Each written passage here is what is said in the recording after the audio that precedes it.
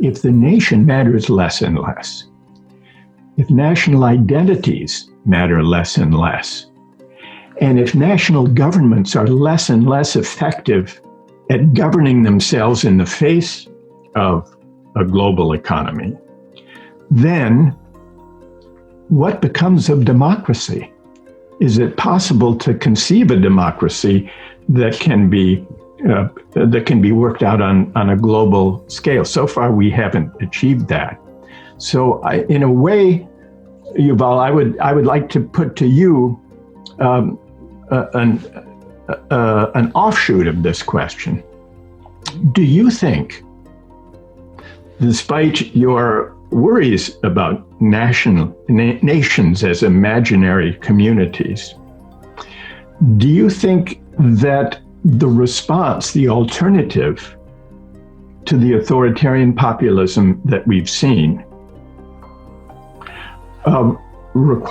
depends upon giving nations and maybe even nationalism its due as a way of shoring up democracy? What do you think about that? First, in my view, saying that something is a product of the human imagination and not an objective reality doesn't mean that it's not important.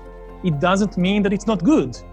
To take an obvious example, the laws of football are obviously a human invention. Nobody would claim they are natural or eternal or coming from physics or whatever. We invented the laws of football, and still football is a wonderful thing. It can bring a lot of joy, a lot of interest, a lot of good things to the lives of millions of people. It's the most popular sport in the world. And I'm not against playing football or having fierce loyalty to your football team just because it's actually exists only in the human imagination. And it's the same with nations and nationalism. Yes, we created them. They are stories that exist only in our own minds. They are not an objective physical or biological reality, but it doesn't mean that they are not important, and it doesn't mean that they are not, at least potentially, beneficial. I think that nationalism is one of the best inventions of humankind. At the core of nationalism is the idea that I should be loyal to complete strangers that I've never met in my life, and that I should care about them enough to take care of their welfare and education and health and so forth. I don't think that nationalism is rooted in the biological tendency of apes and humans to live in communities, because apes, chimpanzees, gorillas, and also ancient Homo sapiens, they lived in very, very small bands in which everybody knew everybody else. They were intimate communities. The amazing thing about nationalism is that it enables you to care not about 50 individuals you actually know. It enables you to care about 50 million individuals that you never met and you will never meet, and nevertheless you are willing to pay taxes so that somebody on the other side of the country would get a good healthcare, and that's a wonderful thing. Nationalism can turn ugly, just like football, when the main thing becomes hating the others and not loving us.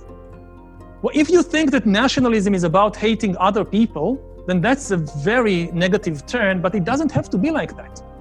Just as if you think that in football the main thing is to fight with the fans of the other teams, then it goes in the wrong direction. Now, I think that you can't have democracy, at least in the world of today, without a strong sense of nationalism. Because if you don't feel connected, if you don't feel that you have a shared fate with the other people in your country, there is absolutely no reason in the world to accept the verdict of democratic elections. It makes sense only if you think that they care about you and you care about them. If you think that your political rivals, they may be stupid even, but they are not evil. They are not there to get you. If that's the case, then there is no democracy. It can be dictatorship, it can be civil war, but no democracy. Now, when I look at the world today, one of the other things that strikes me about the rise of populists is that they are not nationalists. They are not really patriotic at all. If you think that patriotism is hating foreigners, then yes, they are great patriots.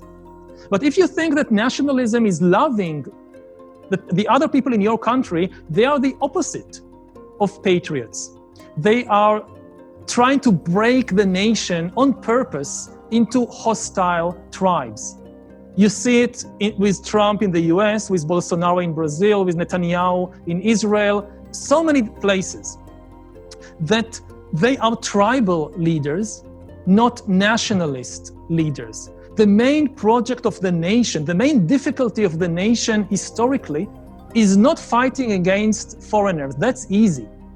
The difficult thing is to get 50 million people, or in the case, say, of India, more than 1 billion people, with different languages and religions and social class, to nevertheless feel connected. That's the big project of nationalism. And people like Trump and Bolsonaro and Netanyahu, they are working against this project, not in favor of it. I look at the US today, and what I see is that Americans today hate and fear one another much more than they hate or fear the Russians or the Chinese or anybody else on the planet. 50 years ago, Democrats and Republicans were both afraid that the Russians are coming to destroy our way of life. Now, the Democrats are afraid that the Republicans are coming to destroy our way of life, and the Republicans have the same fear about the Democrats.